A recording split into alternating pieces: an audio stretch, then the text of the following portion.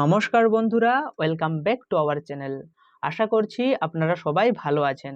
Last ভিডিওগুলিতে আমরা political সায়েন্সের definitions, nature এবং স্কোপ নিয়ে আলোচনা করেছি। সাথে পলিটিক্যাল সায়েন্স সাবজেক্টটির বাকি যে সোশ্যাল সায়েন্সেস রয়েছে, যেমন হিস্ট্রি, সোশিওলজি, ফিলোসফি, এদের সাথে পলিটিক্যাল সায়েন্সের কী ধরনের সম্পর্ক রয়েছে এই বিষয়েও আলোচনা করা হয়েছে। সাথে পলিটিক্স অ্যান্ড পলিটিক্যাল, এই যে দুটো টার্মস রয়েছে এদের মিনিং কি, meanings of politics and meanings of political.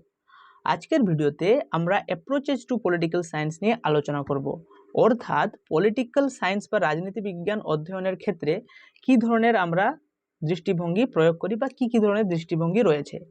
তো ভিডিওটি শুরু করার প্রথমেই 1 মিনিট সময় নিয়ে নিব, কারণ এটি পেড ব্যাচের ক্লাস, আবার ইউটিউবেও আপলোড হবে। তো আপনাদের মধ্যে যারা যারা ইউটিউবে আমাদের ভিডিওটি দেখছেন এবং আমাদের কোর্সের সাথে যুক্ত হতে চান, তাহলে অবশ্যই প্লে স্টোর থেকে পড়তো এসে অ্যাপ ডাউনলোড করবেন। সেইখানে পেড কোর্সেস এর অপশানে গেলে কোর্স রিলেটেড সমস্ত ডিটেলস আপনারা পেয়ে যাবেন। এবং কোর্সটি কেনার সময় অবশ্যই Bhabesh 25 BHABESH Bhabesh 25 capital letter without space coupon code use করবেন, এতে আপনারা 25% অফ পাবেন। কোর্সের বিষয়ে বেশি কিছু বলবো না, কোর্সে রেকর্ডেড লেকচার থাকবে। এই ভিডিওটি যেমন দেখবেন সম্পূর্ণ এইরকমই ভিডিও হবে। কোর্সের মধ্যে লাইভ ক্লাস হবে না, কারণ লাইভ ক্লাসে এমনিতেই টাইম নষ্ট হয়, আবার অনেকেই উপস্থিত থাকে না, আর আমাদের হাতে সময় অনেক কম আছে।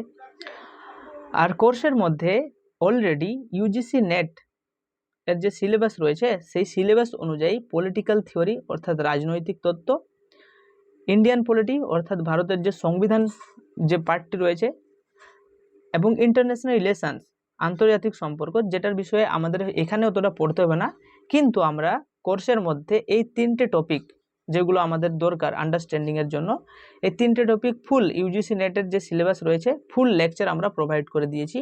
বাট এইগুলো সব হিন্দি ল্যাঙ্গুয়েজে হবে, বাংলাতে হবে না। আর কি হিন্দি ল্যাঙ্গুয়েজেই 2004 থেকে 2024 পর্যন্ত ইউজিসি নেটের যে পরীক্ষা হয়েছিল তার PYQs videos, analysis videos with PDF provide করা হবে। সাথে ইউজিসি নেট লেভেলের যে মক টেস্ট হয় সেই মক টেস্টগুলো আপনারা পাবেন। এছাড়াও অনেক এমসিকিউজ পেয়ে যাবেন এই এসএলএসটি রিলেটেড। আর কোর্সের মধ্যে বাংলায় যদি বলি, বাংলাতে আমি সিলেবাসটা কভার করব, অগাস্টের মধ্যেই সিলেবাস কভার হয়ে যাবে, এমসিকিউজ থাকবে প্র্যাকটিসের জন্য। আর কোর্সের বিষয়ে বেশি কিছু বলবো না, শুধু একটাই কথা বলবো, যদি আপনাদের মধ্যে কারো কনসেপচুয়াল ক্লিয়ারিটির দরকার থাকে, প্রথম কথা, যদি আপনাদের সব কনসেপচুয়াল ক্লিয়ারিটি থাকে তাহলে কিছু না, যদি কনসেপচুয়াল ক্লিয়ারিটির দরকার থাকে বা চাইছেন কারো কাছ থেকে গাইডেন্সের, তাহলে অবশ্যই আমাদের কোর্সের সাথে যুক্ত হতে পারেন। প্রথমত বলবো এই ভিডিওটি পুরো দেখবেন। পুরো ভিডিওটি দেখার পরে যদি মনে হয় আপনি আমার পড়ানো থেকে কিছু বুঝতে পারছেন, এখন সবাই সবার পড়ানো থেকে বুঝতে পারে না, তো যদি আমার পড়ানো থেকে কিছু বুঝতে পারছেন এবং মনে হচ্ছে যে আমার কাছ থেকে আপনি শিখতে পারবেন, আপনার কনসেপচুয়াল ক্লিয়ারিটি আসবে, তাহলে আমি বলবো অবশ্যই কোর্সে যুক্ত হন। কারণ সিলেবাস অ্যাকচুয়ালি সিলেকশান তো কেউ গ্যারেন্টি দিতে পারে না, বাট এটা গ্যারেন্টি দিতে পারবো কোর্স কমপ্লিট করার পরে পলিটিক্যাল সায়েন্স সাবজেক্টটি, এই যে পলিটিক্যাল সায়েন্স সাবজেক্টটি ভয় লাগে, পড়তে ইচ্ছে করে না, এত ইন্টারেস্টিং হয়ে যাবে যখন কোর্স শেষ হবে, বুঝতেই পারবেন না, পলিটিক্যাল সায়েন্স সাবজেক্টটিকে ভালোবেসে যাবেন, এটাই আমি গ্যারেন্টি দিতে পারবো, আর কিছু না। তো যদি কনসেপচুয়াল ক্লিয়ারিটির দরকার থাকে যুক্ত হবেন কোর্সে। আর কোর্সের প্রাইস হয়তো একটু বেশি মনে হতে পারে, কিন্তু এর থেকে কমে দিতে পারবো না, কারণ ইউজিসি নেটের অনেক কিছু কভার আছে, বুঝতে পারছেন? তো চলো ভিডিওটা শুরু করা যাক। তো দেখো, যদি রাজনীতি কথাটি বলি, পলিটিক্স বা রাজনীতির বিষয়টি যদি বলি, রাজনীতি শুরু হয়েছে তবে থেকে যখন থেকে হিউম্যান সোসাইটি এক্সিস্টেন্সে এসছে বা মানব সমাজ পৃথিবীতে এসছে। বুঝতে পারলেন কিছু? মানব সমাজ যবে থেকে পৃথিবীতে এসছে, হিউম্যান সোসাইটি যবে থেকে পৃথিবীতে এসছে, সেদিন থেকেই পলিটিক্সও অস্তিত্বে এসেছে। পলিটিক্স মানে হচ্ছে রাজনীতি। এখানে রাজনীতি বলতে কোনো একাডেমিক ডিসিপ্লিন না, মানে কোনো মানে সাবজেক্ট না, কোনো অধ্যয়ন শাস্ত্র হিসেবে না, একটা আর্ট হিসাবে বা কলা হিসাবে রাজনীতি যেদিন থেকে হিউম্যান সোসাইটি এসছে সেদিন থেকেই। রাজনীতি এসে গেছে। হিউম্যান সোসাইটি মানে কি, যেদিন থেকে মানুষ একসাথে দলবদ্ধভাবে মানে থাকতে শুরু করেছে, একসাথে দলবদ্ধভাবে থাকতে শুরু করেছে যেদিন থেকে মানুষ, সেদিন থেকে রাজনীতি এসছে। কিভাবে রাজনীতি এসছে? যখন মানুষ একসাথে দলবদ্ধভাবে থাকতে শুরু করলো, তখন থেকে অনেক রাজনৈতিক প্রশ্ন উঠে এলো সমাজের মধ্যে। কেমন? হু শুড লিড, মানে হচ্ছে কে নেতৃত্ব দিবে এই গ্রুপটাকে, কে ব্যক্তি নেতৃত্ব দিবে, এটা একটা রাজনৈতিক প্রশ্ন। হোয়াট রুলস শুড গাইড আস, আমাদের মধ্যে কি ধরনের আইন থাকবে, মানে এখানে কি ধরনের আইন থাকবে, এটাও একটা রাজনৈতিক প্রশ্ন। আবার how should power B shared, কিভাবে আমাদের মধ্যে ক্ষমতার হস্তান্তর হবে। তাহলে যখন আমরা গ্রুপে থাকতে শুরু করলাম, গ্রুপে থাকার জন্য আমাদের লিডারের দরকার হলো, একজন নেতার দরকার হলো, আর যখন নেতার দরকার হলো তখন রাজনীতি চলে এলো সমাজের মধ্যে। কিন্তু যদি আমি গ্রিসের কথা ধরি, আমরা তো পলিটিক্যাল সায়েন্সকে যখন পড়ি তখন আমরা মনে করি যে ওয়েস্টার্ন গ্রিস, মানে কি বলবো, ওয়েস্টার্ন কান্ট্রিজ মানে গ্রিস থেকে শুরু হয়েছে, গ্রিক নগর রাষ্ট্র থেকে। যদি আমি গ্রিক নগর রাষ্ট্র বা সিটি স্টেটের কথা বলি, গ্রিক নগর রাষ্ট্র বা সিটি স্টেটের কথা বলি, যদি আমি সক্রেটস থেকেই শুরু করি, সক্রেটস, প্লেটো, অ্যারিস্টটল, এদের সময় থেকে যদি আমি ধরি, এদের সময়কাল থেকে যদি আজ পর্যন্ত ধরি, মানে সক্রেটস, প্লেটো, অ্যারিস্টটল থেকে আজ পর্যন্ত 2000 বছরেরও বেশি সময় হয়ে গেল। 2024-25 মানে 2024-25 বলছি, মানে 2400 মানে 2500 বছরের কাছাকাছি প্রায় সময় হয়ে গেছে পলিটিক্স সমাজে এসে এবং পলিটিক্সের বিষয় অধ্যয়ন করতে করতে বা পলিটিক্সের বিষয় বুঝতে বুঝতে। কিন্তু আজ পর্যন্ত, এখনো পর্যন্ত আমরা কোনো একটি পার্টিকুলার, কোনো একটি নির্দিষ্ট অ্যাপ্রোচ বা দৃষ্টিভঙ্গিকে আমরা ডেভেলপ করতে পারিনি, যে সেই দৃষ্টিভঙ্গিতেই আমরা পলিটিক্যাল সায়েন্সকে বুঝতে পারবো বা রাজনীতি বিজ্ঞানকে বুঝতে পারবো। বুঝতে পারলে? তাহলে রাজনীতি বিজ্ঞান বা রাজনীতি বিষয়টি মানব সমাজ যেদিন এসছে সেদিন থেকেই, মানুষ যেদিন গ্রুপে থাকতে শুরু করেছে, দলবদ্ধভাবে থাকতে শুরু করেছে, সেদিন থেকেই রাজনীতি বিষয়টি চলে এসছে সমাজে। কিন্তু তখন থেকে আজ পর্যন্ত এই যে সময়কাল, একটা দীর্ঘ সময়কাল, আমি যদি পলিটিক্যাল সায়েন্সের শুরু ধরি প্লেটো থেকে কিংবা সক্রেটিস থেকে, তখন থেকে যদি আজ পর্যন্ত ধরি 2000 বছর, এতদিন পর্যন্ত রাজনীতি রিলেটেড অনেক অধ্যয়ন করা হয়েছে, বিভিন্ন দৃষ্টিভঙ্গি নিয়ে আলোচনা করা হয়েছে, কিন্তু কোনো একটা পার্টিকুলার নির্দিষ্ট দৃষ্টিভঙ্গি আমরা তৈরি করতে পারিনি যার মাধ্যমে পুরো পলিটিক্যাল সায়েন্সটাকে আমরা বুঝতে পারবো। এই কারণে কি হয়েছে, বিভিন্ন সময়ে বিভিন্ন থিঙ্কার্স মানে চিন্তাবিদ, বিভিন্ন স্কলার্স বলতে পারো, বিভিন্ন পলিটিক্যাল সায়েন্টিস্ট, এরা কি করছেন, একই পলিটিক্যাল ফিনোমিনা, যে কোনো একটা পলিটিক্যাল ফিনোমিনা, যে কোনো একটা রাজনৈতিক ঘটনাকে কি করছে, এরা বিশ্লেষণ করছে। কিভাবে বিশ্লেষণ করে?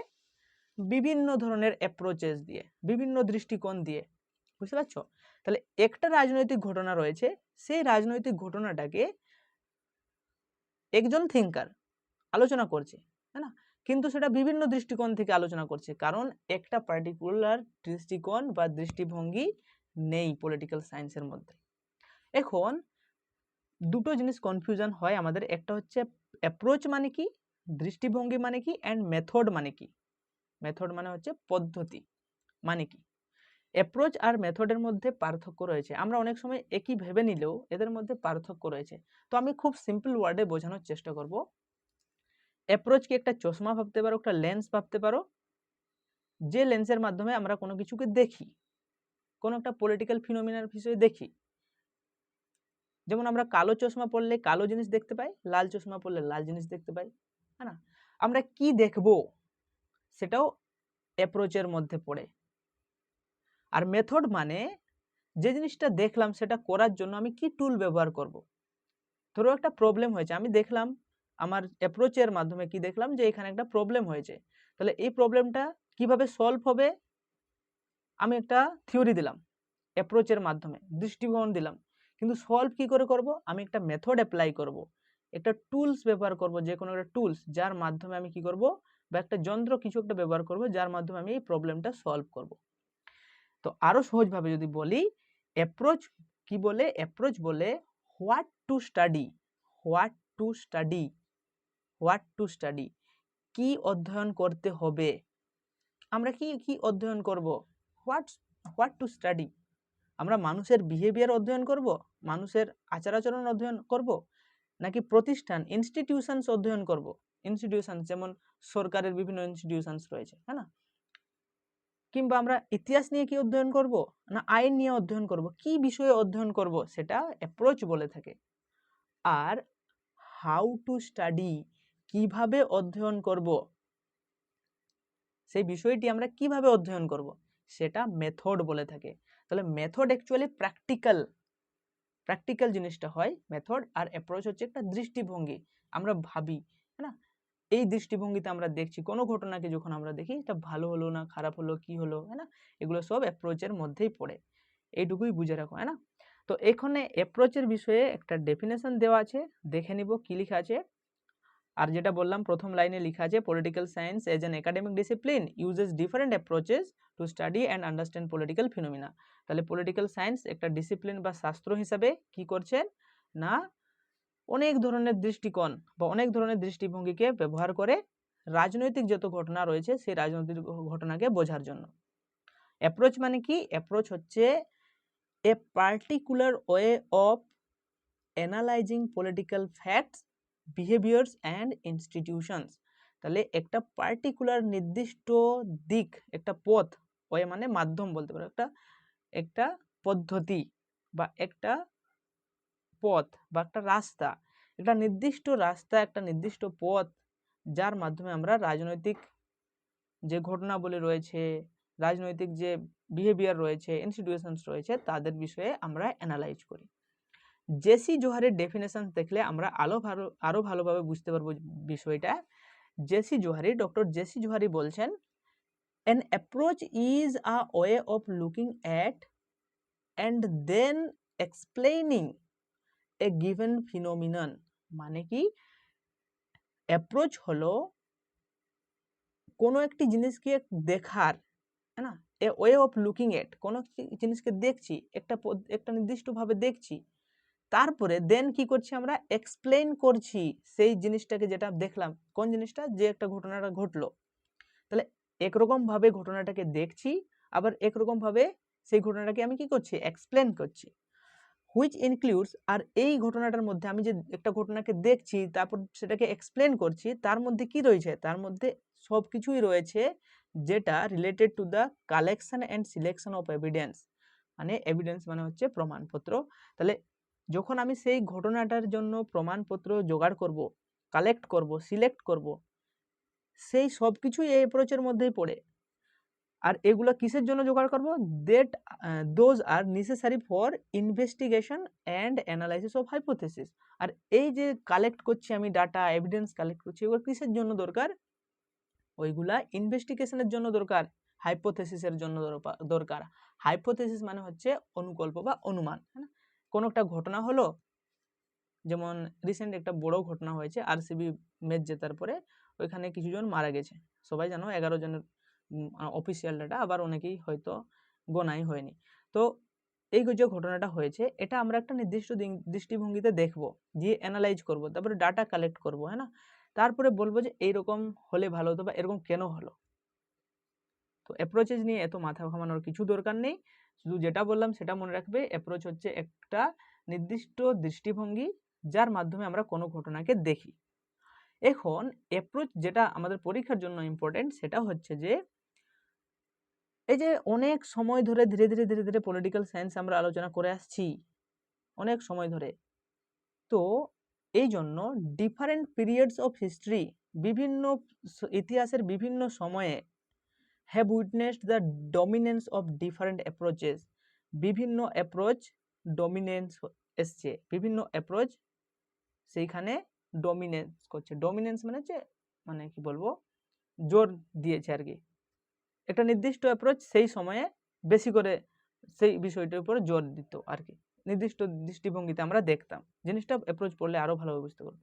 ফ্রম ফিলোসফিক্যাল টু সায়েন্টিফিক, বিভিন্ন সময়ে কখনো ফিলোসফিক্যাল দৃষ্টিভঙ্গির উপরে সব থেকে বেশি জোর দেওয়া হয়েছে, কখনো সায়েন্টিফিকের উপরে জোর দেওয়া হয়েছে, আবার কখনো ফিলোসফিক্যাল, আবার কখনো সায়েন্টিফিক, আবার কখনো ফিলোসফিক্যাল এবং সায়েন্টিফিক দুটোকে মিশিয়ে আমরা পলিটিক্যাল ফিনোমিননকে স্টাডি করেছি বা রাজনৈতিক যে ঘটনাবলী রয়েছে সেগুলোকে অধ্যয়ন করেছি। তো কি কি, যদি আমি অ্যাপ্রোচের কথা বলি, অ্যাপ্রোচ যখন পলিটিক্যাল সায়েন্সের অধ্যয়ন শুরু হয় তারপর থেকে পলিটিক্যাল সায়েন্সকে আমরা মোট দুটো বা তিনটে বলতে পারি, আমি মোট দুটোই বলবো, যে দুটো ভাবে আমরা পলিটিক্যাল সায়েন্সকে বা দুই ভাবে আমরা পলিটিক্যাল সায়েন্সকে অধ্যয়ন করেছি। একটা ট্রেডিশনাল দৃষ্টিভঙ্গিতে, ট্রেডিশনাল মানে হচ্ছে ঐতিহ্যবাহী বলতে পারো, মানে যেটা প্রাচীনকালে চলতো, ট্রেডিশনাল অ্যাপ্রোচের মাধ্যমে আমরা স্টাডি করেছি পলিটিক্যাল সায়েন্সকে, আর মডার্ন অ্যাপ্রোচের মাধ্যমে যাকে আমরা কন্টেম্পোরারি বলতে পারি।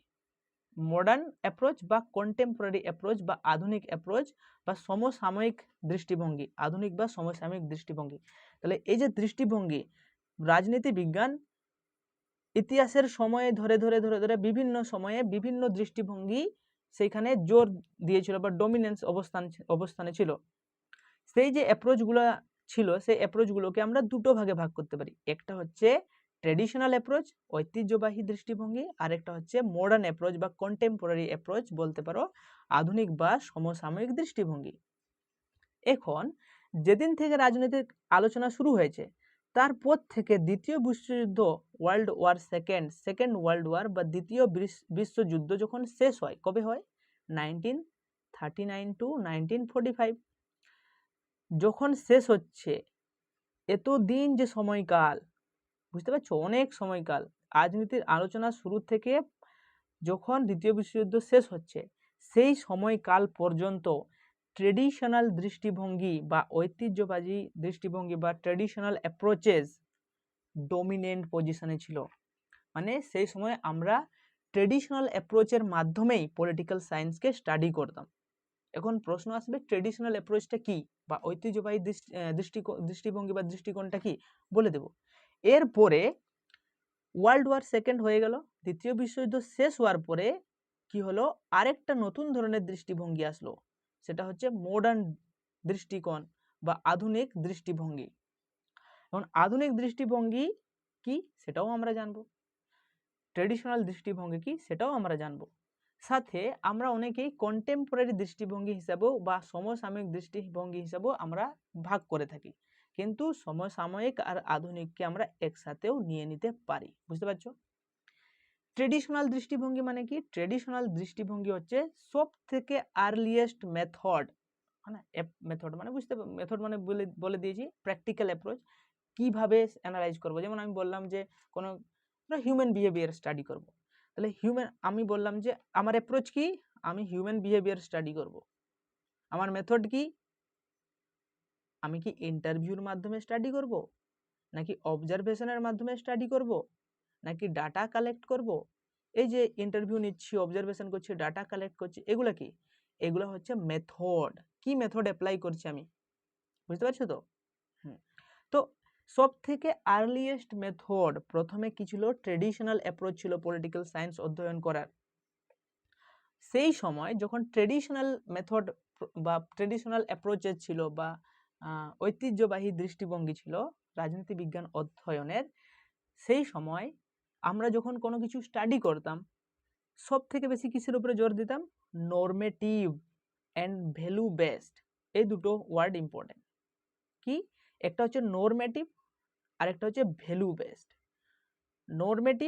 নরমেটিভ মানে হচ্ছে কি হওয়া উচিত, what ought to be, what should be, what ought to be or what should be,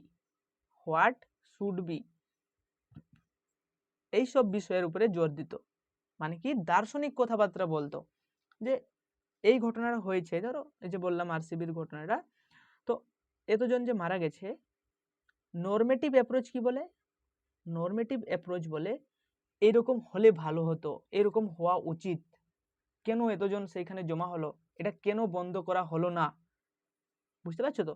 সব দার্শনিক কথাবার্তা বলবে, সেটা হচ্ছে নরমেটিভ অ্যাপ্রোচ। নরমেটিভের বাংলা মনে পড়ছে না, এম্পিরিক্যাল মনে পড়ছে। এম্পিরিক্যাল হচ্ছে অভিজ্ঞতামূলক দৃষ্টিভঙ্গি, তার বিপরীতে যেটা থাকে সেটা হচ্ছে নরমেটিভ, না? তো এরা ভ্যালুর উপরে সব থেকে বেশি জোর দেয়। ভ্যালু মানে নীতি নৈতিকতা, নৈতিকতার উপরে সব থেকে বেশি জোর দিত। What politics ought to be, যেটা বললাম রাজনীতি কি হওয়া উচিত, রাজনীতির মধ্যে কি থাকা উচিত, rather than what is actually is, what it actually is, অর্থাৎ রাজনীতি কি কেমন ভাবে আলোচনা করা উচিত এটার উপরে জোর দিত, নাকি রাজনীতি কি সেটার উপরে। They emphasise ethical, legal, philosophical dimensions of political life. তো এইখানে কিছু কিছু জিনিস মনে রাখবে এক্সামের জন্য। ধরো পরীক্ষায় দিয়ে দিল যে ট্রেডিশনাল অ্যাপ্রোচ এর বৈশিষ্ট্যগুলি কি কি, এরকম দিয়ে দিল যে normative in nature, value based, ethical, দিয়ে দিল সেন্স বেসড বা বলতে পারো যে অভিজ্ঞতার মাধ্যমে, বুঝতে পারছো, বা সায়েন্টিফিক ইউজ করে দিল যে সায়েন্টিফিক। তখন সব থেকে প্রথমে আপনি জানেন ট্রেডিশনাল অ্যাপ্রোচ নর্মেটিভ, হ্যাঁ দার্শনিক কথাবার্তা বলে, ভ্যালু বেসড নৈতিকতার উপরে সব থেকে বেশি জোর দেয় অবশ্যই, যেহেতু নৈতিকতার কথা বলে মানে এথিক্যালের কথাও বলে, লিগ্যাল, না ফিলোসফিক্যাল, কিন্তু সায়েন্টিফিক মেথডের কথা তো বলেই না, তাহলে সায়েন্টিফিক হবেই না ট্রেডিশনাল অ্যাপ্রোচের ক্যারেক্টারিস্টিক, বুঝতে পারছো তো, এরকম এক্সামে ধরো আসবে পরীক্ষায়। আর ট্রেডিশনাল অ্যাপ্রোচ সব থেকে বেশি ইনস্টিটিউশনের উপর ফোকাস করতো, ইনস্টিটিউশন মানে যেমন সরকার, মানে স্টেট মানে রাষ্ট্র, সরকার, গভর্নমেন্ট, ল, আইন, কনস্টিটিউশন। আমরা পড়েছি যখন রাজনীতি বিজ্ঞান প্রথম শুরু হলো তখন তো রাজনীতি হিসাবে ছিল। আমরা যদি গ্রিকে চলে যাই, সিটি স্টেটে তখন কি ছিল, যখন রাজনীতি পড়া হতো কি দিয়ে পড়া হতো, পলিটিক্স ইজ, মনে পড়ছে গার্নারের ডেফিনেশন, রাষ্ট্রের থেকেই শুরু হয় রাষ্ট্রেই সমাপ্ত হয়ে যায়, হ্যাঁ না, রাষ্ট্রকেন্দ্রিক আলোচনা হতো। এই কারণে আর্লিয়ার সময়ে বা আগে যখন আমরা পলিটিক্যাল সায়েন্স পড়তাম তখন পলিটিক্যাল সায়েন্স পড়ার দৃষ্টিভঙ্গিটাও সেই রকম হতো, কারণ রাষ্ট্রই পলিটিক্যাল সায়েন্স। তাহলে যখন আমরা পলিটিক্যাল সায়েন্স পড়বো আমাদের দৃষ্টিভঙ্গিটা কেমন হবে, রাষ্ট্রকে নিয়ে হবে। তাই সেই সময় স্টেট, গভর্নমেন্ট, ল, কনস্টিটিউশন এই রিলেটেড আমরা পড়াশোনা করতাম, আমাদের মেন ফোকাসটাই হতো এটাই। আর ট্রেডিশনাল দৃষ্টিভঙ্গির মধ্যে কারা কারা পড়ে, প্লেটো, অ্যারিস্টটল, হ্যাঁ, political inquiry has resolve around ideals like justice, rights and citizenship, এই যে এই ধরনের চিন্তা ভাবনা। প্লেটো কি বললো এসে, একটা ফিলোসোফার কিং হবে, দার্শনিক রাজা হবে, একটা দার্শনিক কথাবার্তা। কিভাবে জাস্টিস বজায় থাকবে সমাজের মধ্যে, প্লেটো কি বলেছিল, নেই কিভাবে সমাজে প্রতিষ্ঠা হবে, জাস্টিস কিভাবে আসবে। প্লেটো বলছে যার যেটা কাজ সে যদি সেই কাজটা ভালোভাবে করে তাহলে সমাজে নেই থাকবে। মানে কি, যদি আমি বলি তিনি সমাজকে বিভিন্ন ভাগে ভাগ করেছিলেন, এত কিছুই যাচ্ছি না, সামান্য আমি যদি বলি আমি একজন ড্রাইভার, তাহলে আমার কাজ হচ্ছে আমি গাড়ি চালাবো। যদি আমি গাড়ি চালাই, আমি যদি গাড়ি চালানো বন্ধ করে আমি কোনো কাউকে পড়াতে চলে যাই না, কিংবা কাউকে আমি যদি ইংরেজি পড়াতে চলে গেছি, তখন সমাজে জাস্টিস আর থাকলো না। মানে যার যেটা কাজ সে যদি সেই কাজটা করে, অন্য কাজে হস্তক্ষেপ না করে, সবাই সবার নিজের নিজের কাজ করছে সমাজে, তাহলে জাস্টিস অ্যাভেলেবেল থাকবে, মানে সব কিছু ভালোই থাকবে। এটা হচ্ছে প্লেটোর জাস্টিস। তাহলে এই যে জাস্টিসের ধারণা আসছে, এগুলো ট্রেডিশনাল। রাইটস, অধিকার কি, সিটিজেনশিপ, নাগরিকতা কি, হ্যাঁ না, আপনারা জানেন অ্যারিস্টটল নাগরিকতা তো দিয়েছিল না, কাদেরকে, কৃতদাসকে, হ্যাঁ, মহিলাদেরকে দিতই না। তারাই সিটিজেন হবে যারা পলিটিক্সে, অ্যাক্টিভ পলিটিক্সে পার্টিসিপেট করবে, যারা পলিটিক্যাল মানে পলিটিক্সে যারা পার্টিসিপেট করছে তাদের কাছেই সিটিজেনশিপের অধিকার থাকবে, নাগরিকতার অধিকার থাকবে, হ্যাঁ না, বুঝতে পারছো। তাহলে এটা হচ্ছে ট্রেডিশনাল দৃষ্টিভঙ্গি। ট্রেডিশনাল দৃষ্টিভঙ্গিতে আরো কিছু মনে রাখবে, ট্রেডিশনাল দৃষ্টিভঙ্গি আনটিল 20th সেঞ্চুরি, যেটা আমি বললাম, till the occurrence of the Second World War, দ্বিতীয় বিশ্বযুদ্ধ শুরু হওয়া বা শেষ হওয়ার পর্যন্ত চলেছিল এই দৃষ্টিভঙ্গি, যতদিন পর্যন্ত না মডার্ন এম্পিরিক্যাল অ্যাপ্রোচ আসছে। এম্পিরিক্যাল মানে, এম্পিরিক্যাল অ্যাপ্রোচের মানে হচ্ছে সায়েন্টিফিক স্টাডি। এটা আমি আগের ক্লাসেও বুঝিয়ে দিয়েছিলাম যে একটা হচ্ছে নরমেটিভ আর একটা হচ্ছে এম্পিরিক্যাল, হ্যাঁ না।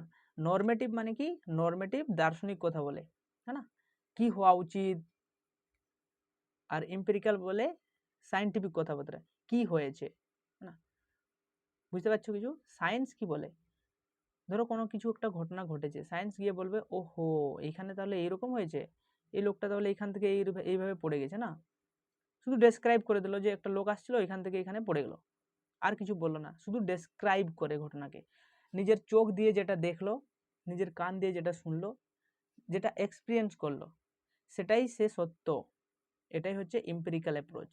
তাহলে আমাদের যে সেন্স এক্সপিরিয়েন্স করি আমরা সেন্সের মাধ্যমে, চক্ষু, কর্ণ, নাসিকা, জিহ্বা, ত্বক, হ্যাঁ না, যে আমাদের চোখ দিয়ে, নাক দিয়ে, জিভ দিয়ে যেগুলো আমরা এক্সপিরিয়েন্স করছি সেটাই সত্য, আর সেটাই ডেসক্রাইব করে দেওয়া হুবহু, হ্যাঁ না। আর নর্মেটিভ কি? নর্মেটিভ বলে যে এটা হলে ভালো হতো, এরকম হলে ভালো হতো, এইরকম কেন হলো, বুঝতে পারছো তো? তাহলে এখান থেকে একটা জিনিস বুঝতে পারছি, যদি আমি এম্পিরিক্যালের উপরে সব থেকে বেশি জোর দিই, এরা কি করে ফ্যাক্ট ফ্যাক্ট ফ্যাক্ট, হ্যাঁ না, যে এইরকম হলো, এতজন এখান থেকে, এই যে ধরো কি বলবো, কিছু একটা উদাহরণ বলবো, মনে করো না কিছু, আমি একটু অন্যরকম উদাহরণ দিই। ধরো সাইকেলে যাচ্ছিল, দাদু পড়ে গেল, হ্যাঁ না, সাইকেল থেকে পড়ে গেল দাদু, তাহলে আমি কি বলবো, দাদু সাইকেলে যাচ্ছিল, ওই জায়গাটাতে পড়ে গেল, কত জোরে লাগলো, হ্যাঁ না, কতটা এরিয়াই পড়লো, কোন দিকে চাকা ঘুরে গেল, বাস এইটুকুই। কিন্তু কেন পড়ে গেল, কি করলে দাদু পড়বে না, সেটা কে বলবে? সেটা বলবে হাইপোথেসিস আনবে, অনুকল্প কে করবে? সেটা নরমেটিভ অ্যাপ্রোচ। বুঝতে পারছো? শুধু এম্পিরিক্যাল হলে হবে না, এম্পিরিক্যাল অ্যান্ড নরমেটিভ দুটোকেই আমাদেরকে সঙ্গে নিয়ে চলতে হবে। কারণ শুধু সায়েন্স নিয়ে যদি আমরা মাথা ঘামাই, সায়েন্স কি বলে এটা আছে, এটা আছে, এটা আছে, কিন্তু এটা কেন আছে বা এর সলিউশন কি, সেটা এম্পিরিক্যাল অ্যাপ্রোচ দিতে পারে না। তো এগুলোই যাচ্ছি না, বুঝতে পারছো আশা করছি। ট্রেডিশনাল অ্যাপ্রোচ তাহলে কি বললাম? ট্রেডিশনাল অ্যাপ্রোচের ইম্পর্টেন্ট বৈশিষ্ট্য মনে রাখবে পরীক্ষার জন্য। ফার্স্ট, এটি হচ্ছে নরমেটিভ। সেকেন্ড, নরমেটিভের বাংলা একটু দেখে নেবেন।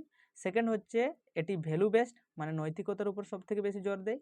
থার্ড, এটি প্রেসক্রিপটিভ। প্রেসক্রিপটিভ মানে প্রেসক্রাইব করে, এটি বলে দেয় যে এরকম হওয়া উচিত, এরকম হওয়া উচিত, না ডেসক্রাইব করে না, ডেসক্রিপ করে না, বর্ণনা দেয় না। বুঝতে পারলে? এগুলো মনে রাখলেই হবে। থিঙ্কারের নাম মনে রাখবে, প্লেটো, অ্যারিস্টটল, মানে যেগুলো আগেকার থিঙ্কার ছিল, আগেকার যারা। হ্যাঁ, আর কতদিন চলেছিল এটা মনে রাখবে, traditional approach Second World War শেষ হওয়া পর্যন্ত, হ্যাঁ না, ট্রেডিশনাল অ্যাপ্রোচ। এখানে আরেকটা কথা বলে রাখি, সেটা হচ্ছে যে আমি যে বলছি ট্রেডিশনাল অ্যাপ্রোচ শেষ হয়ে গেল যখন দ্বিতীয় বিশ্বযুদ্ধ সমাপ্ত হলো, তারপরে ট্রেডিশনাল অ্যাপ্রোচের মানে সমাপ্ত হয়ে গেল, তারপরে কি হলো, মডার্ন অ্যাপ্রোচ, হ্যাঁ না, ওয়ার্ল্ড ওয়ার পরে, post World War, post Second World War কি হলো, মডার্ন অ্যাপ্রোচ এলো। তাহলে কি ট্রেডিশনাল অ্যাপ্রোচ শেষ হয়ে গেল? না, রাজনীতি বিজ্ঞানে এরকম কিছু হয় না, বা সোশ্যাল সায়েন্সে এরকম কোনো কিছু সমাপ্ত হয়ে যায় না।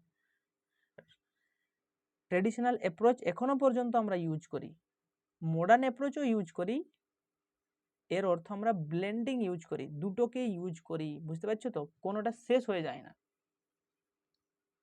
এখন দেখি ট্রেডিশনাল অ্যাপ্রোচের মধ্যে কি কি পড়বো আমরা। দার্শনিক দৃষ্টিভঙ্গি, ঐতিহাসিক দৃষ্টিভঙ্গি, লিগেল অ্যাপ্রোচ মানে হচ্ছে জানি না, একটু দেখে নেবে, আইনগত হবে হয়তো, ইনস্টিটিউশনাল বা প্রাতিষ্ঠানিক দৃষ্টিভঙ্গি। বুঝতে পারছো? এখানে শর্টেই আমরা পড়ে নিতে পারবো পরীক্ষার জন্য একটা কি ফিলোজফিক্যাল অ্যাপ্রোচ। এতক্ষণ পর্যন্ত আমরা যেগুলোই পড়লাম সেগুলোই সব ফিলোজফিক্যাল অ্যাপ্রোচ, মানে দার্শনিক দৃষ্টিভঙ্গি। তারা ভ্যালু বেসড, তারা নরমেটিভ, হ্যাঁ না। আর এরা কিসের উপরে সব থেকে বেশি জোর দেয়? কনসেপ্টের উপরে, এথিক্সের উপরে, জাস্টিসের উপরে। আর সব থেকে ইম্পর্টেন্ট হচ্ছে থিঙ্কার। মনে রাখবে যে ফিলোজফিক্যাল অ্যাপ্রোচের থিঙ্কার কারা, মানে দার্শনিক দৃষ্টিভঙ্গিতে কারা বিশ্বাস করতেন? প্লেটো, অ্যারিস্টটল, লিও স্ট্রস। মনে রাখবে লিও স্ট্রস, না প্লেটো অ্যারিস্টটল তো সবার মনে থাকবে, লিও স্ট্রসের নাম মনে রাখবেন। এটি তিনিও কিন্তু ফিলোজফিক্যাল অ্যাপ্রোচে বিশ্বাস করতেন, হ্যাঁ না, লিও স্ট্রস, ফিলোজফিক্যাল অ্যাপ্রোচ। এরপর যদি হিস্টোরিক্যাল অ্যাপ্রোচের কথা বলি, হিস্টোরিক্যাল অ্যাপ্রোচ পড়বো, একটু পরে পড়বো, কিন্তু থিঙ্কারদের নাম মনে রাখবে। কে? Machiavelli, Sabine, Dunning. Machiavelli, Sabine, Dunning তিনজনের নাম ভালো করে মুখস্থ করবে, আরও আছে কিন্তু এদের নাম ভালো করে পড়বে। Machiavelli, Sabine, Dunning, Machiavelli, Sabine, Dunning, Machiavelli, Sabine, Dunning. এরা হচ্ছে হিস্টোরিক্যাল অ্যাপ্রোচ থেকে বিলং করে, ঐতিহাসিক দৃষ্টিভঙ্গি। লিগ্যাল অ্যাপ্রোচ থেকে কারা বিলং করে? Cicero, Bodin, Hobbes. Cicero, Jean Bodin and Thomas Hobbes. Cicero, Bodin, Hobbes, Cicero, Bodin, Hobbes, legal approach. আর ইনস্টিটিউশনাল অ্যাপ্রোচ আমাদের সিলেবাসে নেই, তবুও ইনস্টিটিউশনাল অ্যাপ্রোচের মধ্যে কারা পড়ে? Aristotle, James Price, Walter Bagehot. এখন আমরা চলে যাই ফিলোজফিক্যাল অ্যাপ্রোচে। ফিলোজফিক্যাল অ্যাপ্রোচ কি? সেম একই জিনিস যেটা ট্রেডিশনাল অ্যাপ্রোচে পড়লাম সেটাই ফিলোজফিক্যাল অ্যাপ্রোচে আছে। ফিলোজফিক্যাল অ্যাপ্রোচ হচ্ছে সব থেকে পুরনো মেথড পলিটিক্যাল সায়েন্সকে স্টাডি করার। আচ্ছা, অ্যাপ্রোচ মানে কি করছি আমরা? যে কোনো একটা পলিটিক্যাল ঘটনা ঘটেছে, পলিটিক্যাল ফিনোমিনান, সেটাকে স্টাডি করছি, হ্যাঁ, সেটাকে দেখছি আমাদের দৃষ্টিকোণ থেকে, হ্যাঁ, দৃষ্টিকোণ থেকে মানে আমরা কি চোখে দেখছি সেই ঘটনাটাকে। যখন আমরা অতীতে চলে যাই, হ্যাঁ না, আর্লিয়ার টাইমে চলে যাই, তখন তারা ফিলোসফিক্যাল অ্যাপ্রোচের মাধ্যমে দেখতো, দার্শনিক দৃষ্টিকোণ দিয়ে দেখতো যে কেন ঘটলো ঘটনাটা, হ্যাঁ। তো ফিলোসফিক্যাল অ্যাপ্রোচ হচ্ছে সব থেকে ওল্ডেস্ট মেথড, হ্যাঁ, মনে রাখবে ওল্ডেস্ট মেথড কি বা ওল্ডেস্ট অ্যাপ্রোচ কি পলিটিক্যাল সায়েন্স স্টাডি করার, ফিলোসফিক্যাল অ্যাপ্রোচ, যদি স্পেসিফিক্যালি বলি, আর না হলে বলতে পারবো আমি ট্রেডিশনাল অ্যাপ্রোচ। আর এরা এথিক্যাল, নর্মেটিভ, আইডিয়ালিস্টিক, বুঝতে পারছো, এরা এথিক্যালও, নর্মেটিভ ও আইডিয়ালিস্টিক, এগুলো সব বুঝিয়ে দিয়েছি। নর্মেটিভ মানে কি, আইডিয়ালিস্টিক মানে আদর্শবাদী, আদর্শ কথাবার্তা বলে। The aim is to explore what ought to be. আর ফিলোসফি সে একই কথা, এম্পিরিক্যাল অ্যাপ্রোচ যেটা বলে, এম্পিরিক্যাল বলছি, নর্মেটিভ অ্যাপ্রোচ যেটা বলে যে what to be, what should be, কি হওয়া উচিত, এটার উপরে সব থেকে বেশি জোর দেয়, নাকি হোয়াট ইজ, কি রয়েছে সেটার উপরে জোর দেয়। এটার উপরে এটার বিষয়ে কে বলে, এম্পিরিক্যাল অ্যাপ্রোচ বলে। আর ডিউটিজ অফ ইন্ডিভিজুয়াল, আচ্ছা, it seeks to define the best political order, justice, rights and duties. আর ফিলোসফিক্যাল অ্যাপ্রোচ কি করে, ফিলোসফিক্যাল অ্যাপ্রোচ ডিফাইন করার চেষ্টা করে, সংজ্ঞায়িত করার চেষ্টা করে কিগুলোকে, জাস্টিস কি, জাস্টিস কি, ন্যায় কি, এটার সংজ্ঞা দেওয়ার চেষ্টা করে ফিলোসফিক্যাল অ্যাপ্রোচ। অধিকার কি, রাইটস কি, হোয়াট ইজ রাইটস, এটার বিষয়ে সংজ্ঞা দেওয়ার চেষ্টা করে ফিলোসফিক্যাল অ্যাপ্রোচ। পলিটিক্যাল অর্ডার মানে রাজনৈতিক শৃঙ্খলা থাকবে, কিভাবে রাজনৈতিক শৃঙ্খলা তৈরি হবে, পলিটিক্যাল অর্ডার কিভাবে আসবে, সেটার কথা বলে ফিলোসফিক্যাল অ্যাপ্রোচ। ডিউটি কি, কর্তব্য কি, সেটার বিষয়ে কে বলে, ফিলোসফিক্যাল অ্যাপ্রোচ। মানে ফিলোসফিক্যাল অ্যাপ্রোচ কোনো কনসেপচুয়াল আন্ডারস্ট্যান্ডিং ডেভেলপ করে, কনসেপচুয়াল আন্ডারস্ট্যান্ডিং, বুঝতে পারছো তো, সেখানে কোনো সায়েন্টিফিক জিনিস নেই, কনসেপচুয়াল আন্ডারস্ট্যান্ডিং এর কথা বলে। আবার সেটি নর্মেটিভ কথাবার্তা বলে, একই জিনিসগুলো বারবার আসছে, এগুলা দেখে নেবে, ইম্পর্টেন্ট এগুলা পরীক্ষার জন্য। নর্মেটিভ ফোকাস ফিলোসফিক্যাল অ্যাপ্রোচ, যেমন বললাম জাস্টিস কি, লিবার্টি মানে স্বাধীনতা, স্বাধীনতা কি, ইকুয়ালিটি মানে সাম্য কি, রাইটস মানে অধিকার কি, সেই সব বিষয়ে কথা বলে। কনসেপচুয়াল ডেভেলপমেন্ট করে, হ্যাঁ না, যেমন পলিটিক্যাল কনসেপ্ট, এগুলাই তো political concept, justice, liberty, equality, এগুলো সব পলিটিক্যাল কনসেপ্ট, এগুলো ডেভেলপ করে।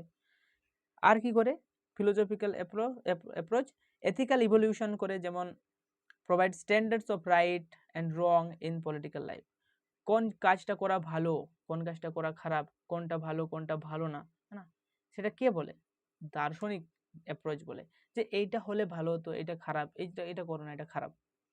এথিক্যাল ইভলিউশন করে। আবার আইডিয়ালিস্ট ইন নেচার, হ্যাঁ না, এটা একটা ইম্পর্টেন্ট, যে ফিলোসফিক্যাল কেমন, ইন নেচার আইডিয়ালিস্টিক, হ্যাঁ না, নট রিয়েলিস্টিক, আইডিয়ালিস্টিক, রিয়েলিস্টিক মানে বাস্তবিক, এটা আইডিয়ালিস্টিক মানে আদর্শবাদী। আর ক্রিটিক্যাল অ্যান্ড প্রেসক্রিপটিভ, আচ্ছা এটা মনে রাখবে যে এটা কেমন, prescriptive, prescriptive aims to evaluate existing institutions and prescribes better alternatives। তাহলে বর্তমানে যে সিচুয়েশন রয়েছে, না বর্তমানে ধরো প্রেসক্রাইব, না বুঝতে পারছো তো, প্রেসক্রাইব মানে ধরো তুমি ডাক্তারের কাছে গেছো, তোমার জ্বর হয়েছে, হ্যাঁ, তাহলে জ্বর হয়েছে মানে ডাক্তারের কাছে গেছো, শরীর খারাপ, অসুস্থ, ডাক্তার একটা প্রেসক্রিপশন লিখে দিল, যাও এই ওষুধটা খাবে, তোমার শরীর ভালো হয়ে যাবে, বুঝতে পারছো। তাহলে এই যে প্রেসক্রাইব করে দিল মানে কি, ফিলোসফিক্যাল অ্যাপ্রোচ কোনো প্রবলেম এলে তার সলিউশনও বলে দেয়, প্রেসক্রাইব করে, বুঝতে পারছো তো। আর এম্পিরিক্যাল অ্যাপ্রোচ কি করে, শুধু ডেসক্রাইব করে দেয় যে এই ঘটনাটা ঘটেছে, এইভাবে ঘটেছে, কিন্তু তার সলিউশন দেয় না, প্রেসক্রাইব করে না যে এইটা হওয়া উচিত, এইটা করলে ভালো হয়ে যাবে। আশা করছি বুঝতে পারছো, empirical and normative. Non empirical অর্থাৎ পলিটিক্যাল, এই যে ফিলোসফিক্যাল অ্যাপ্রোচ কি, নন এম্পিরিক্যাল মানে এটা এম্পিরিক্যাল নাই, মানে এটা রিজন, লজিক, হ্যাঁ না, এইসবের উপরে বেশি জোর দেয়, রিজন, লজিক, মোরাল ফিলোসফির উপর জোর দেয়, নাকি সেন্স এক্সপিরিয়েন্সের, ডাটার উপরে বেশি জোর দেয় না, হ্যাঁ, অবজারভেশনের উপর জোর দেয় না, আমি কি দেখছি, কি ডাটা রয়েছে, না এইসব না, লজিকের উপরে কথাবার্তা বলো, সেটা হচ্ছে ফিলোসফিক্যাল অ্যাপ্রোচ। আর এইখানে তেমন কিছু পড়তে হবে না, ওইগুলাই। আর নাম মনে রাখবে, এখানে প্লেটো, ফিলোসফিক্যাল অ্যাপ্রোচ, বইয়ের নাম দ্য রিপাবলিক, বইয়ের নাম। আর এরিস্টটল পলিটিক্যাল সায়েন্সকে মাস্টার সায়েন্স বলেছেন। এরিস্টটলের বইয়ের নাম হচ্ছে পলিটিক্স শব্দটি প্রথম ব্যবহার করেছেন এরিস্টটল, হ্যাঁ।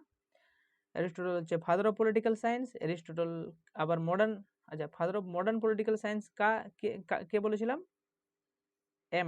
এম ফর ম্যাকিয়াভেলি, হ্যাঁ না। কেন বলেছিলাম? কারণ তিনি পলিটিক্স আর রিলিজনকে আলাদা করেছিলেন, তাই তাকে father of modern political science বলা হয়। মিডিয়েভাল পিরিয়ডে, হ্যাঁ না, মিডিয়েভাল পিরিয়ডে ঘটনা ঘটেছিল, মধ্যযুগের সময়। তাহলে লিও স্ট্রসের নাম মনে রাখবে। তিনি হি advocated revival of classical political philosophy, believed political philosophy is the quest for the good political order। মানে কি, প্লেটো অ্যারিস্টটলের সময় তো চলছিল ফিলোসফিক্যাল অ্যাপ্রোচ, মাঝে কি হয় বিহেভিয়ারালিজম আসে, মানে বিহেভিয়ারাল রিভলিউশন হয়, সেগুলো তো পড়বো যখন মডার্ন অ্যাপ্রোচ পড়বো। যখন বিহেভিয়ারাল রিভলিউশন আসে না, তখন ফিলোসফির উপরে আর ফোকাস করা হলো না, সব কিছুই বলা হলো যে পলিটিক্যাল সায়েন্সও হচ্ছে একটা ন্যাচারাল সায়েন্স মানে জানো তো, যেমন ফিজিক্স, কেমিস্ট্রি, ম্যাথমেটিক্স, বায়োলজি, এগুলো সব কি, এগুলো ন্যাচারাল সায়েন্স।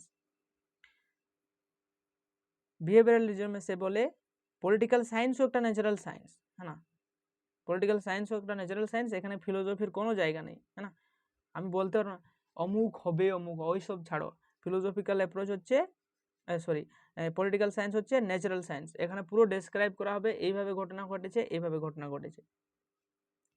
কিন্তু তারপরে লিও স্ট্রস আসেন। লিও স্ট্রস বলে না, শুধুমাত্র ফ্যাক্ট অ্যানালাইজ করে আমরা পলিটিক্যাল সায়েন্স আলোচনা করতে পারবো না, আমাদেরকে ফিলোসফিকে ফিরিয়ে আনতে হবে।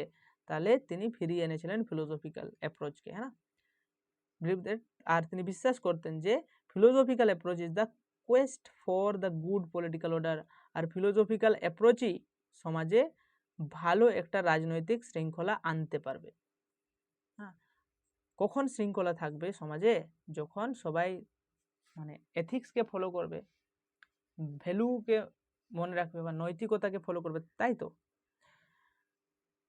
আচ্ছা, লিও স্ট্রসের একটা কোটেশন দেওয়া আছে, এটা এতটা ইম্পর্টেন্ট না, শুধু পড়ে রাখার জন্য দিয়েছি, জাস্ট এমনি।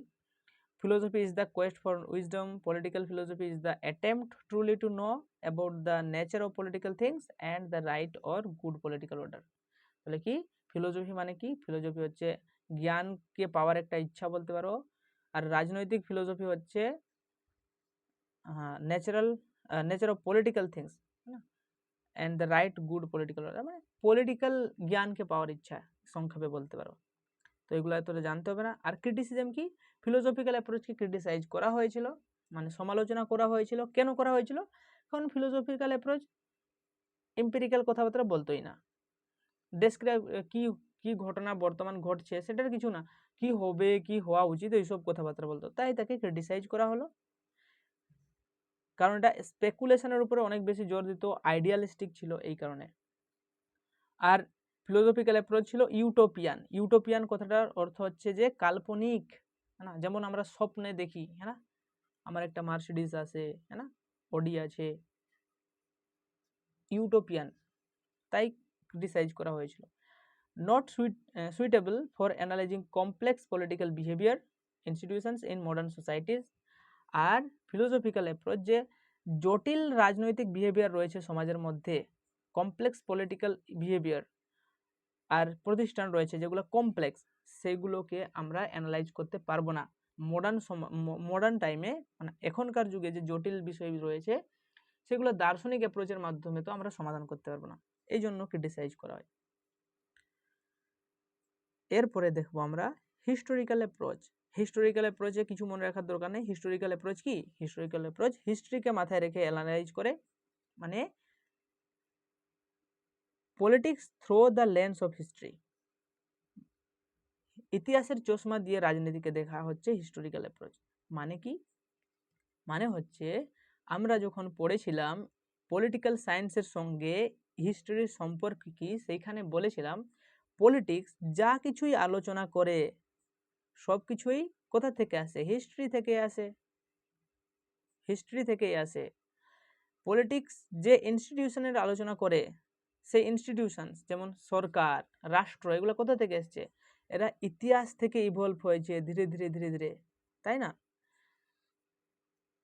Political institutions, ideas, systems can best be understood in their historical context. এখন আমি যদি বুঝতে চাই সংবিধান কি, হোয়াট ইজ কনস্টিটিউশনস, কি করে বুঝবো? আমি যদি বলি লিবার্টি কি, স্বাধীনতা কি, কি করে বুঝবো? আমি বুঝতেই পারবো না যতক্ষণ পর্যন্ত না আমি ইতিহাস বুঝতে পারি। কেন লিবার্টি এলো? আমি যদি ফ্রেঞ্চ রিভলিউশন না পড়ি, ফরাসি বিপ্লবের বিষয়ে যদি না পড়ি, তাহলে আমি বুঝতেই পারবো না স্বাধীনতা কেন দরকার আমাদের, লিবার্টি কেন এলো, লিবার্টির কনসেপ্ট, লিবার্টি, ইকুয়ালিটি, ফ্রেটার্নিটির কথা তো ফ্রেঞ্চ রিভলিউশন থেকে এসছে না, তো ফরাসি বিপ্লব থেকে এসছে। ফরাসি বিপ্লব পড়লে আমরা যখন ইতিহাস পড়ব তখন জানবো যে পলিটিক্যাল যে কনসেপ্টগুলো রয়েছে সেগুলো ইতিহাসের সঙ্গে জড়িত, এবং ইতিহাস না পড়লে আমরা এই কনসেপ্টগুলো বুঝতে পারবো না। তাহলে হিস্টোরিক্যাল অ্যাপ্রোচ কি বলে? ইতিহাসের লেন্স দিয়ে পলিটিক্যাল কনসেপ্টকে বুঝতে হবে, এটাই হচ্ছে মুদ্রা পয়েন্ট, আর কিছুই না হিস্টোরিক্যাল অ্যাপ্রোচে। আর শুধু থিঙ্কার্সগুলোর নাম মনে রাখবে। মানে কি, যে কোনো একটা বিষয় পলিটিক্যাল সায়েন্সের, যেমন পলিটিক্যাল ফিনোমিনা কোনো স্ট্যাটিক জিনিস না, মানে একদিনে হঠাৎ করে ঘটে গেল না, আজকেই হঠাৎ ঘুম থেকে উঠলাম চায়না হয়ে গেল ডেমোক্রেসি, না না, এরকম কোনো বিষয় না। চায়না ডেমোক্রেসি হওয়ার জন্য অনেক সময় লাগবে, অনেক ইতিহাস লাগবে। আজকে চায়না কিসের জন্য কমিউনিস্ট কান্ট্রি হয়ে গেছে? আর চায়না কিসের জন্য এত ডেভেলপ কি করে করছে? চায়না, চীন কি এত ডেভেলপ হয়ে যাচ্ছে? ওখানে এখনো কেন ডিক্টেটরশিপ, বলতেই পারা যায় ডিক্টেটরশিপই রয়েছে এখানে, কিসের জন্য আছে? তার একটা হিস্টোরিক্যাল কনটেক্সট আছে। ইতিহাসের জন্য আজকে আমাদের ইন্ডিয়া আর পাকিস্তানের মধ্যে কেন যুদ্ধ লেগেই আছে? যদিও পাকিস্তানের অবস্থা খুব খারাপ, তবুও তারা যুদ্ধে লেগেই আছে, কিসের জন্য? হিস্টোরির জন্য। আমাদের ইতিহাস একটা রয়েছে। তাহলে কি, political phenomenon are not static, রাজনৈতিক ঘটনা এক জায়গায় স্থির নেই, they evolve over time under historical influences like place, period and events.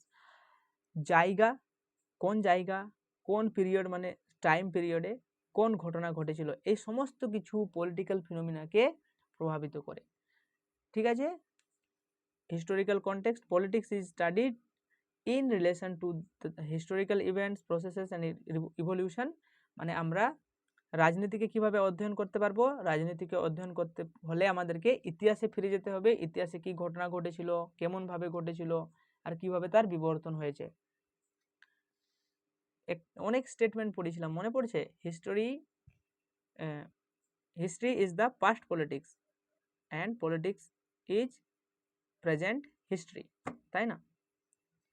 Causes and effects, evolutionary perspective, এইগুলা হচ্ছে হিস্টোরিক্যাল এর কিছু কিছু বৈশিষ্ট্য, এগুলো দেখবেন। ইম্পর্টেন্ট তেমন কিছু নাই। হিস্টোরিক্যাল অ্যাপ্রোচ, শুধু এটুকু মনে রাখবেন যে হিস্টোরিক্যাল অ্যাপ্রোচ ইতিহাসের কনটেক্সটে সমস্ত কিছুকে দেখার চেষ্টা করে, বা ইতিহাসের চশমা দিয়ে বা ইতিহাসের লেন্স দিয়ে পলিটিক্যাল সায়েন্স বা রাজনীতি বিজ্ঞানকে বোঝার চেষ্টা করে। কিভাবে? কারণ মানে যারা হিস্টোরিক্যাল অ্যাপ্রোচ বা ঐতিহাসিক দৃষ্টিভঙ্গিতে বিশ্বাস করেন, যেমন সেবাইন, সব থেকে ইম্পর্টেন্ট নাম হচ্ছে সেবাইন, জিওর্জ এইচ সেবাইন, এই নামটা মুখস্থ করুন, সব থেকে ইম্পর্টেন্ট সেবাইন হিস্টোরিক্যাল অ্যাপ্রোচে, বাকি তো থাকবে না, হ্যাঁ। সেবাইন, ডানিং, হেগেল, কার্ল মার্কসও হিস্টোরিক্যাল অ্যাপ্রোচের কথা বলেছেন, না? হিস্টোরিক্যাল কিভাবে মানে কমিউনিজমের ডেভেলপ হবে, কমিউনিজম প্রতিষ্ঠা হবে সমাজে, কিভাবে ক্লাস স্ট্রাগল হয়েছে, একটা ইতিহাস, হিস্টোরিক্যাল ম্যাটেরিয়ালিজম, আমরা যখন মার্কসিজম পড়বো তখন বলবো। মেকিয়াভেলি, সেবাইন, ডানিং, হেগেলও হিস্টোরিক্যাল আইডিয়ালিজমের কথা বলেছেন। এগুলো যখন পড়বো বলে দেবো, বাংলাতেও বলে দেবো। ইউজ হিস্টোরিক্যাল, আচ্ছা এখানে নাম মনে রাখবে, মেকিয়াভেলির বইয়ের নাম কি? দ্য প্রিন্স, এগুলোর বাংলা হবে না। দ্য প্রিন্স 1532, 1532 খ্রিস্টাব্দে মেকিয়াভেলির বই, মনে রাখবো, খুব ইম্পর্টেন্ট মেকিয়াভেলি, দ্য প্রিন্স। সেবাইনের বইয়ের নাম মনে রাখবে, a history of political theory, 1937। A history of political theory কার? সেবাইনের বইয়ের নাম a history of political theory, 1937। Dunning এর কথা মনে রাখবে, হিস্টোরিক্যাল অ্যাপ্রোচ থেকে বিলং করে, হেগেলের কথা মনে রাখবেন। আর কার্ল মার্কসের কথাও মনে রাখবে, কার্ল মার্কসের অনেক বই আমাদের পড়তে হবে, তো এখন দরকার নেই। সেবাইন কি বলেছিলেন? Political science should include all those subjects that have been discussed by political thinkers from Plato onward। মানে কি পলিটিক্যাল সায়েন্সে সেই সমস্ত কিছুকে ইনক্লুড করা দরকার বা অন্তর্ভুক্তিকরণ করা দরকার যেগুলো প্লেটো থেকে আজ পর্যন্ত বা এখনো পর্যন্ত আমরা ডিসকাস করে যাচ্ছি, সে সমস্ত কিছু মানে কি ইতিহাসকে ইনক্লুড করার কথা বলছেন, হ্যাঁ না, এটাই হিস্টোরিক্যাল অ্যাপ্রোচ।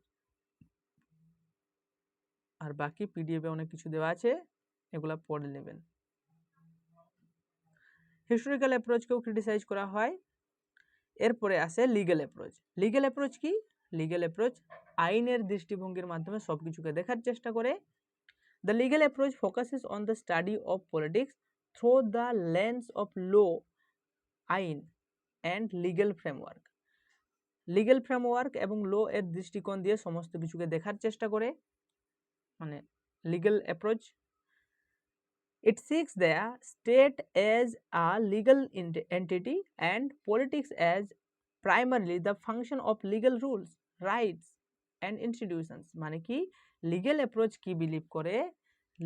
লিগ্যাল অ্যাপ্রোচ এটা বিলিভ করে বা এইভাবে দেখে যে স্টেট হচ্ছে একটা লিগ্যাল এন্টিটি। এন্টিটি মানে সত্তা, লিগ্যাল মানে আইনি, স্টেট মানে রাষ্ট্র, রাষ্ট্র হচ্ছে একটা আইনি সত্তা, আইনের মাধ্যমে রাষ্ট্র এসছে। পলিটিক্স কি? রাজনীতি as primarily the function of legal rules. রাজনীতি কি? যে লিগ্যাল রুলস রয়েছে, আইন রয়েছে, সে আইনের কাজই হচ্ছে পলিটিক্স। অধিকার রয়েছে, সেটাও পলিটিক্স। ইনস্টিটিউশনস রয়েছে পলিটিক্সের মধ্যে না, তো সেগুলো সব লিগ্যাল বা আইনের মাধ্যমে এসছে, এটাই লিগ্যাল অ্যাপ্রোচের মেন ধারণা। The main concern is the structures, powers, functions and interrelationship of government bodies as defined by law and constitutions। মানে এই সমস্ত কিছুকে আমরা কিভাবে ডিফাইন করেছি? ল দিয়ে, আইন দিয়ে। কি ফিচার্স কি এখানে মনে রাখবেন, পরীক্ষার জন্য এগুলো important. Law centric study, legal approach কি আইনকে মুখ্য বা আইনকে কেন্দ্রে রেখে স্টাডি করে। Politics is analysed in terms of law, পলিটিক্সকে আইন হিসাবে অ্যানালাইজ করা যাবে, সংবিধান হিসাবে দেখা যাবে, লিগ্যাল রাইটস হিসেবে দেখা যাবে পলিটিক্সকে। স্টেট এজ লিগ্যাল অর্গানাইজেশন, রাষ্ট্র কি? রাষ্ট্র হচ্ছে একটা আইনি প্রতিষ্ঠান, লিগ্যাল অর্গানাইজেশন সংগঠন, আইনি সংগঠন হচ্ছে state. Focus on institutions, emphasis on the structure and functions of institutions like the executive, legislative, judiciary. আর লিগ্যাল অ্যাপ্রোচ এক্সিকিউটিভ কার্যপালিকা বা লেজিসলেটিভ মানে বিধানসভা অ্যান্ড জুডিশিয়ারি আইনসভা, এদের উপরে এদের বিষয়ে কথা বলে। আর কি বলে, লিগ্যাল অ্যাপ্রোচ কনস্টিটিউশনের উপরে সব থেকে বেশি জোর দেয়, কারণ কনস্টিটিউশনে সমস্ত আইন লেখা থাকে না, constitutionalism. States on constitutional laws, আইনের বই মানে কনস্টিটিউশনের সংবিধানে যেটা লেখা রয়েছে তার উপরে বেশি জোর দেয়। সেপারেশন অফ পাওয়ারের কথা বলে, separation of power, separation of পাওয়ারের কথা বলে, রুল অফ ল এর কথা বলে লিগ্যাল অ্যাপ্রোচ, এইসব কথা বলে। আর এখানে মনে রাখবেন legal অ্যাপ্রোচের thinker Cicero, Jean Bodin, Thomas Hobbes, Jeremy Bentham, John Austin and A V Dicey, sir Henry Maine. তো এখানে evolution of law historically, evolution of law historically sir Henry Maine মনে রাখবেন। এবিডাইসি তো মনেই থাকবে, রুল অফ ল কে দিয়েছিলেন, এবিডাইসি দিয়েছিলেন parliamentary sovereignty, parliamentary sovereignty, rule of law মানে আইনের শাসন, parliamentary sovereignty A V Dicey. Parliamentary sovereignty মানে বুঝতে পারছো, পার্লামেন্টের মানে অনেক পাওয়ার থাকা, হ্যাঁ না, পার্লামেন্টের এত পাওয়ার যে তার ডিসিশনকে কেউ হস্তক্ষেপ করতে পারবে না তার ডিসিশনে। আর জন অস্টিনের নাম মনে রাখবে legal অ্যাপ্রোচে, John Austen legal approach থেকে বিলং করেন, তিনি কমান্ড থিওরি অফ ল দিয়েছিলেন। কমান্ড থিওরি অফ ল কে দিয়েছিলেন? John Austen. এরপরে জেরেমি বেন্থাম, জেরেমি বেন্থাম থেকে মনে রাখবেন codification of law, codification of law মানে আইনকে এক জায়গায় নিয়ে এসে একটা বইয়ের মতো বানানো, কোড করা, কোডিফিকেশন করা। আর জেরেমি বেন্থাম ইউটিলিটেরিয়ানিজমের কনসেপ্ট দিয়েছিলেন, এটাও মনে রাখবেন। আর থমাস হবস লেভিয়াথান বইয়ের নাম, থমাস হবসের বইয়ের নাম লেভিয়াথান, আর লেভিয়াথান মনে রাখবেন। আর তিনি বলেছিলেন থমাস হব স্টেট কিভাবে এসছে, স্টেট হচ্ছে আর্টিফিশিয়াল ক্রিয়েশন, মানে সোশ্যাল কন্ট্রাক্টের মাধ্যমে এসেছিলেন, সামাজিক চুক্তির মাধ্যমে স্টেট এসছে। সেটা আমরা যখন পড়বো স্টেট তখন পড়বো। জিন বদিনের নাম পড়বেন sovereignty, theory of sovereignty in legal terms, theory of সভারেন্টির কথা বলেছেন। সিসেরো তিনি ন্যাচারাল ল এর কথা বলেছেন, রুল অফ ল এর কথা বলেছেন। রোম বুঝতে পারছো?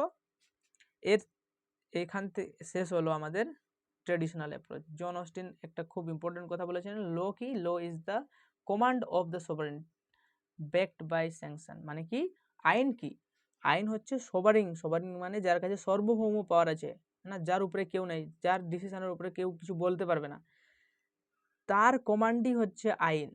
বুঝতে পারছো তো? আর সেই কমান্ড কিভাবে ধরে রাখতে পারে? স্যাংশনের মাধ্যমে, দণ্ড দিয়ে, হ্যাঁ, শাস্তি দিয়ে,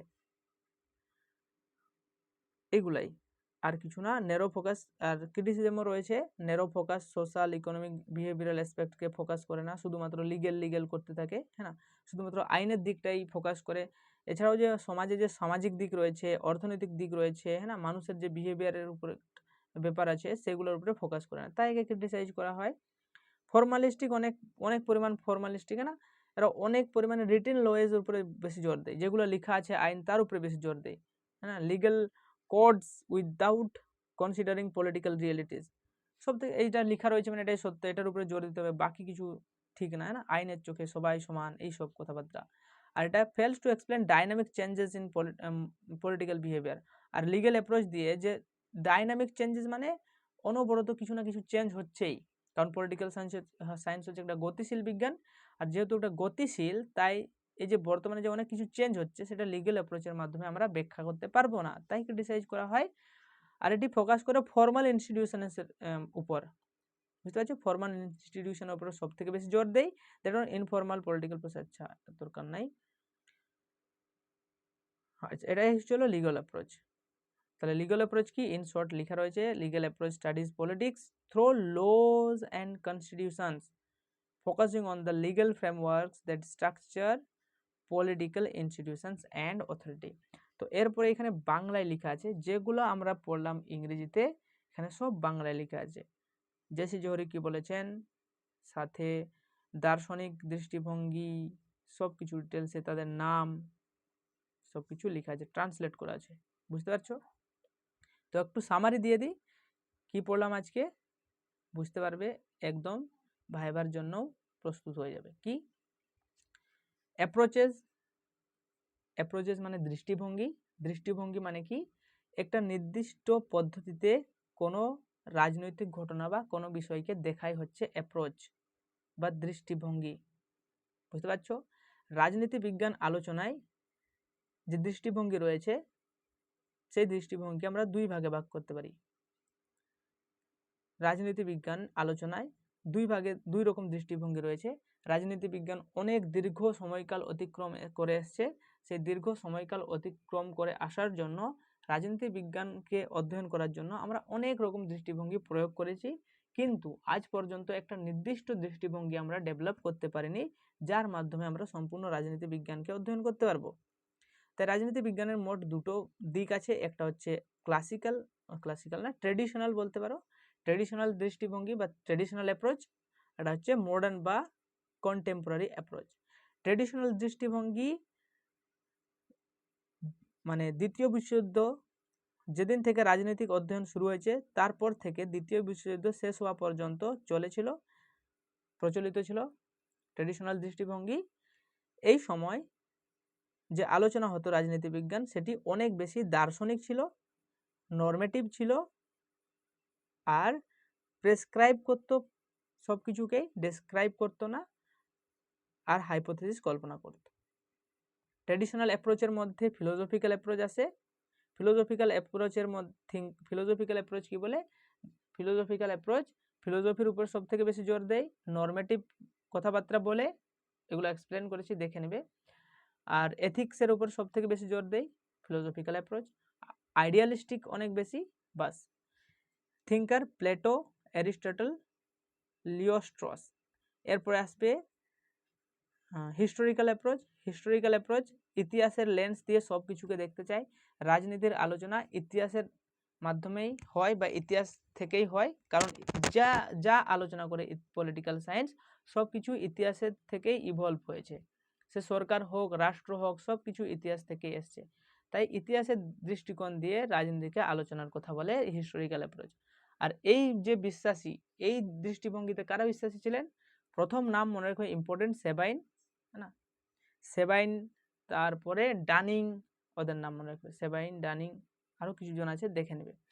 এরপরে লিগ্যাল অ্যাপ্রোচে মনে রাখবে জিন বোদিন, সিসেরো, এদের নাম মনে রাখবে। এরা লিগ্যাল দৃষ্টিকোণ থেকে সবকিছুকে দেখতে চাই, বুঝতে পারছো? এইগুলো এখান থেকে এমসিকিউ তেমন খুব টাফ কোশ্চেন আসবে না, হয়তো এরকম বলবে যে সব থেকে প্রাচীন মানে প্রথমে কি ধরনের অ্যাপ্রোচেস দিয়ে স্টাডি করা হতো পলিটিক্যাল সায়েন্সকে, তখন অপশনে যদি ট্রেডিশনাল অ্যাপ্রোচ থাকে বা ঐতিহ্যবাহী দৃষ্টিভঙ্গি, তাহলে অবশ্যই বলে দেবে যে ট্রেডিশনাল অ্যাপ্রোচের মাধ্যমে স্টাডি করা হতো।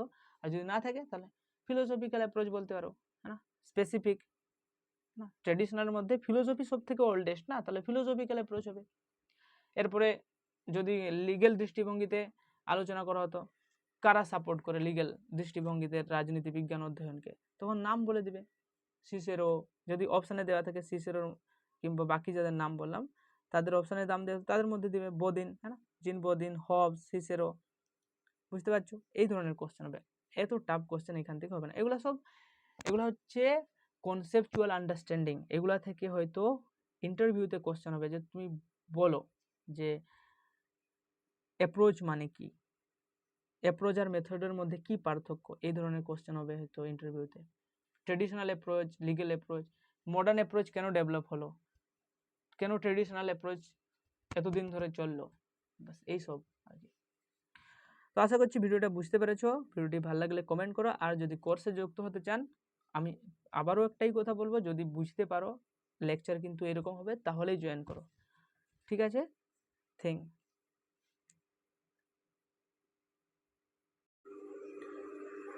এখানে ভিডিওটা শেষ করছি, আর কোর্সে যুক্ত হলে সেখানে দেখা হবে।